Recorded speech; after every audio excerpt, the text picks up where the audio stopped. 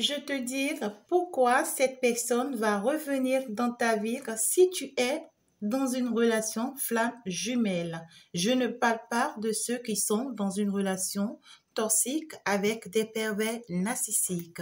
Alors, si tu es convaincu, après tes voyances, après ici tes recherches, que réellement tu es dans une relation flamme jumelle, tu dois savoir ceci. L'amour éprouvé entre deux flammes jumelles est comme un feu sacré. Il vous brûle jusqu'à devenir cendre, mais il vous forge également, d'accord? Et donc, du coup, c'est un amour qui vous pousse à devenir une nouvelle créature, hein? Un phénix émergeant de l'incendie sous une forme insoupçonnée, d'accord? Cet amour se définit par une véritable reconnaissance du cœur et de l'âme. C'est un amour où il n'y a pas le désir de réparer qui que ce soit. Bien sûr que oui. Bien que chaque relation de flamme jumelle soit unique et ne puisse être simplifiée, il existe un schéma général qui tend à se produire dans ces unions. Traverser ces étapes de fusion de flammes jumelles est une expérience qui peut être difficile, voire terrifiante. Et c'est pourquoi ici, je vais vous offrir, d'accord, ces 8 étapes d'une relation flamme jumelle qui sont très importantes.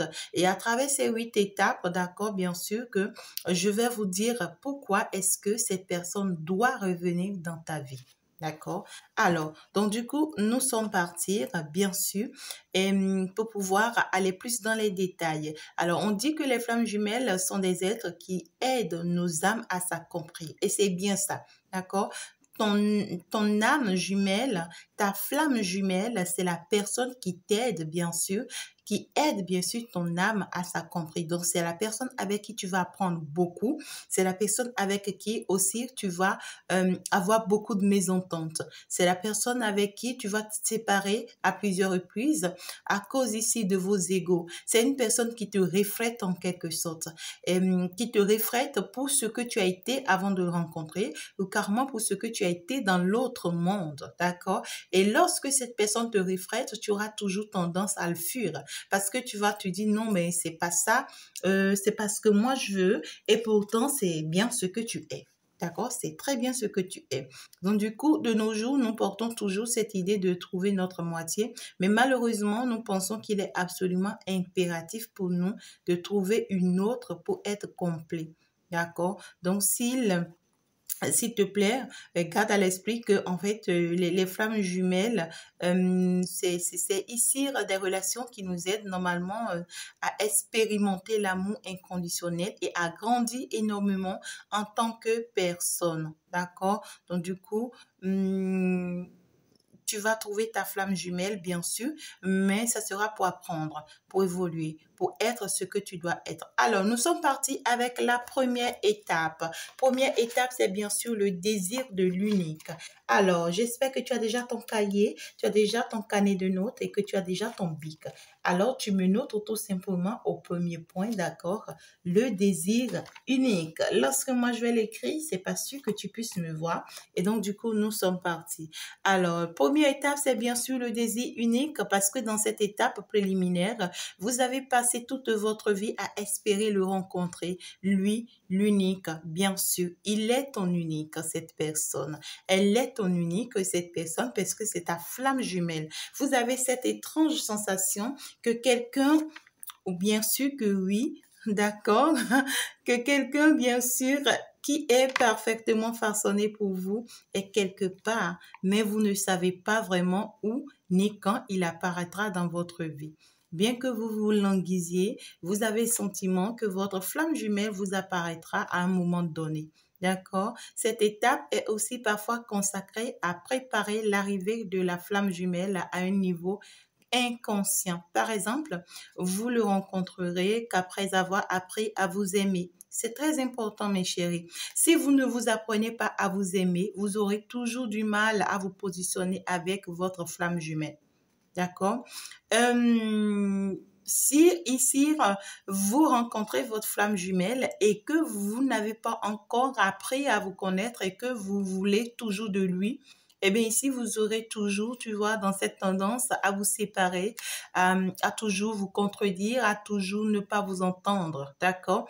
Alors, je ferai une vidéo, bien sûr, sur euh, ici un thème particulier qui me vient là en tête que je vais noter rapidement. Alors, ça sera bien sûr comment faire si ta flamme jumelle est mariée. D'accord? Je vais aller plus dans les détails là-bas pour toi et tu vas comprendre certaines choses. Si ta flamme est déjà mariée, comment faire? D'accord? Alors, en attendant, nous avançons dans notre développement du jour. Nous sommes partis avec la deuxième étape qui va te parler de quoi? Aperçu de cette unique. Donc, du coup, la première étape, c'est déjà l'étape où tu rencontres cette personne. Tu veux rencontrer cette personne, alors ton inconscience commence déjà par se préparer à ça. Même si entre-temps tu étais déjà marié, ou bien même si entre-temps tu avais déjà quelqu'un d'autre dans ta vie, ton inconscience commence déjà par te préparer à ça, commence déjà par te faire savoir que tu as ton autre quelque part, que quelqu'un t'attend quelque part et que la bonne personne, bien sûr, c'est cette personne qui t'attend quelque part. Alors, deuxième étape va te parler de quoi? Alors, vous avez passé toute votre vie à espérer le rencontrer, d'accord? Et maintenant, ça sera quoi? Ça sera en fait quelque part cette rencontre, d'accord? En vous-même d'abord. Parce qu'à un moment donné, vous aurez un bref aperçu de votre flamme jumelle. D'accord? C'est comme si vous imaginez déjà à peu près cette personne ou bien vous le voyez dans vos rêves.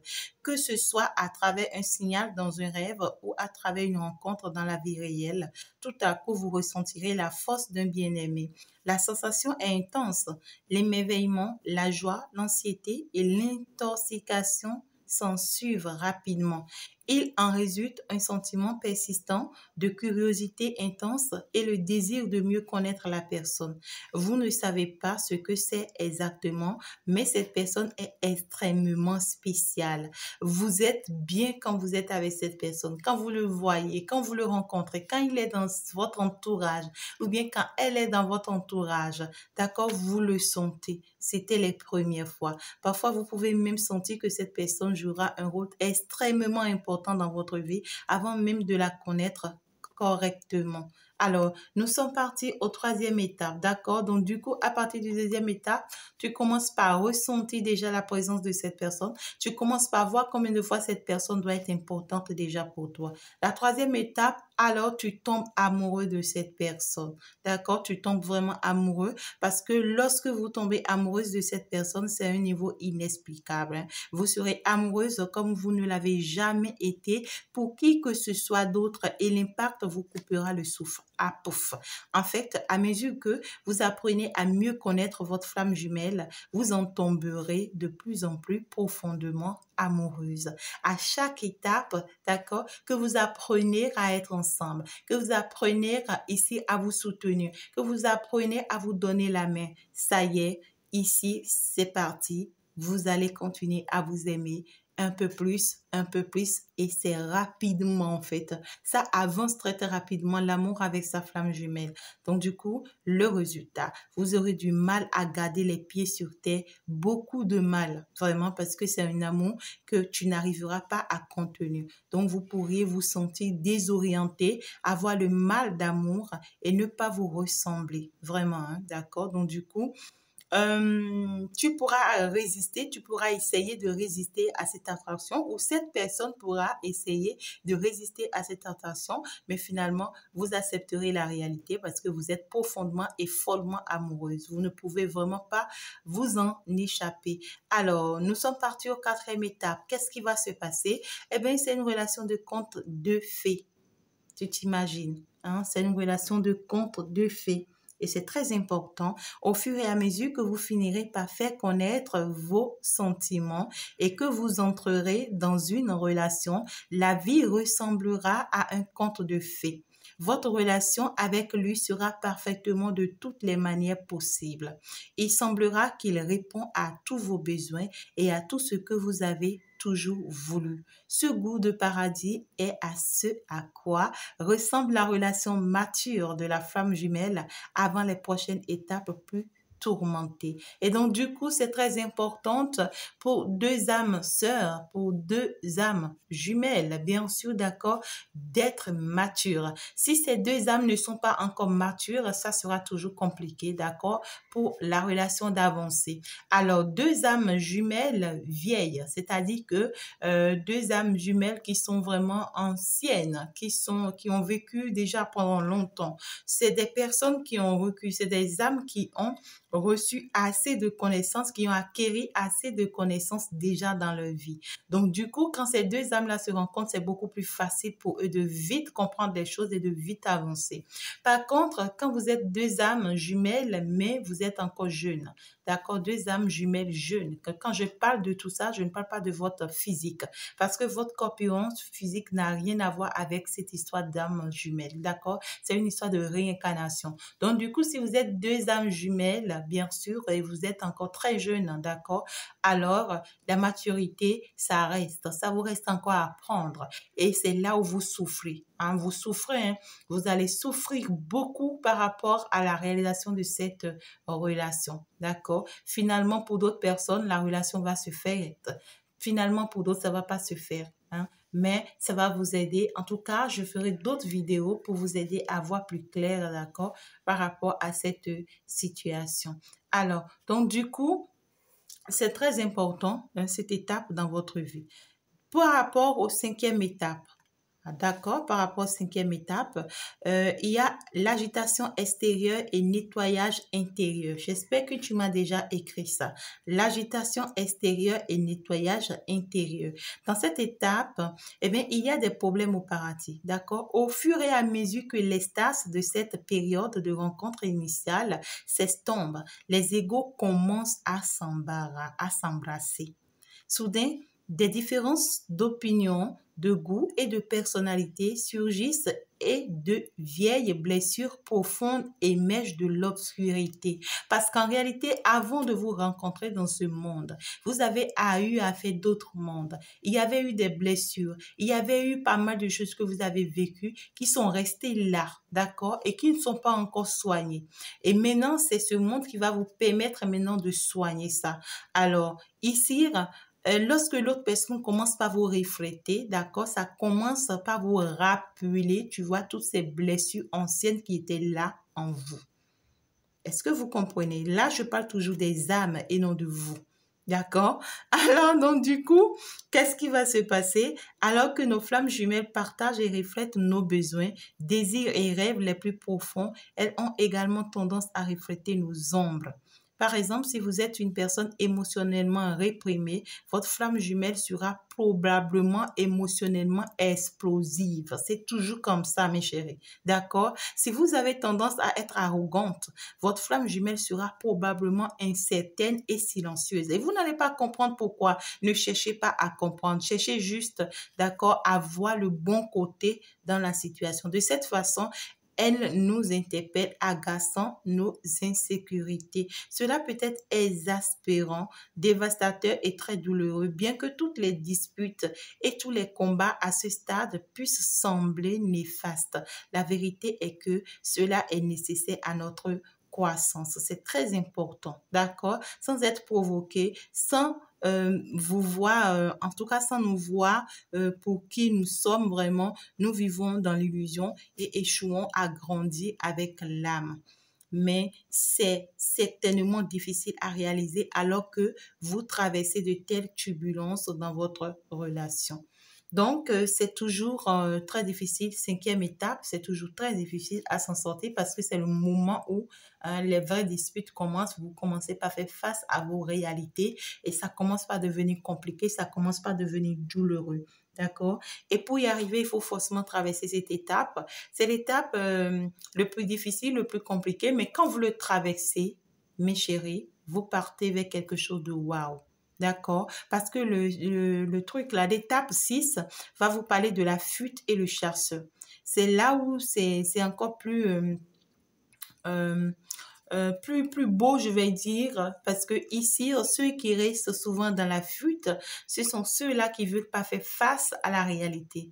Mais ceux qui sont des chasseurs, c'est plutôt ceux-là qui veulent vraiment améliorer les choses. C'est en cela que je vous parle là, des vieilles âmes et des jeunes âmes. Les vieilles âmes auront tendance à toujours chasser la situation, c'est-à-dire tu me fuis, je suis derrière toi. D'accord? Je fais tout pour qu'on améliore la situation. Ça, c'est les vieilles âmes. Mais les jeunes âmes, qu'est-ce qu'ils vont faire? Tu me fuis, je te fuis. D'accord? Tu t'éloignes, je m'éloigne. Tu es dans ton ego, je suis dans mon ego. Tu ne m'appelles pas, je ne t'appelle pas.